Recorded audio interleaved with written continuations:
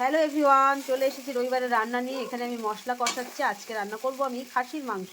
খুব সহজে রান্না করার জন্য আগে থেকেই কিন্তু মাটনটাকে প্রেশারে সেদ্ধ বসিয়ে দিয়েছি। একটা মাত্র সিটি দিয়ে আমি প্রেশার কুকারে রেখে দেবো। আর দেখো হালকা কিন্তু সেদ্ধও হয়ে গেছে। এটা কষাতে গেলে অনেকক্ষণ কষানোও যাবে, তাহলে মাংসটা দারুণ টেস্ট হবে। যে মাংসটার ঝোলটাকে আমি আলাদা করে নেবো, তাহলে মাংস কষাতে গেলে ঝোল ঝোল হয়ে যাবে না। যেহেতু প্রত্যেক সপ্তাহে খাসির মাংস রান্না করতে হয়, তাই জন্য এক এক রকমভাবে রান্না করা শিখেছি। কোনটাই বেশি টেস্ট হয় সেটার একটা আইডিয়া হয়ে গেছে। যখনই মাংস কষাতে গিয়ে একটু লেগে লেগে আসবে, তখনই এই জুসটাকে দিয়ে দেবো। অল্প অল্প করে মাংসের জুসটাকে দেবো, দিয়ে কিন্তু খুব ভালো করে কষিয়ে নিতে হবে, জলটা যেন একদমই না থাকে। আর এইভাবে প্রেশার কুকারের মধ্যে মাংসটা দিলে কি পরে আর কুকারে দেওয়ার দরকার হয় না। মাংসটা অলরেডি সেদ্ধ আছে, শুধু কষানোটাই খুব ভালো করে কষাতে হবে, তাহলেই মাংস দারুণ টেস্ট হবে।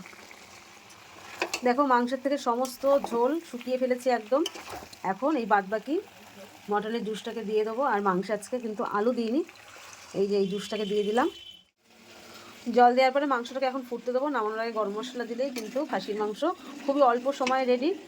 আর এইরকমভাবে ঝটপট করে তোমরা কিন্তু খাসির মাংস রান্না করতে পারো। এই দেখো বন্ধুরা, খাসির মাংসের ফাইনাল লুক। একদম কম তেলে রান্না করেছে। আজকের রেসিপিটা তোমাদের কেমন লাগলো? যদি ভালো লেগে থাকে তো লাইক কমেন্ট শেয়ার করতে পারো। দেখা হচ্ছে পরের একটা নতুন রেসিপির সঙ্গে। Thank you for watching. By.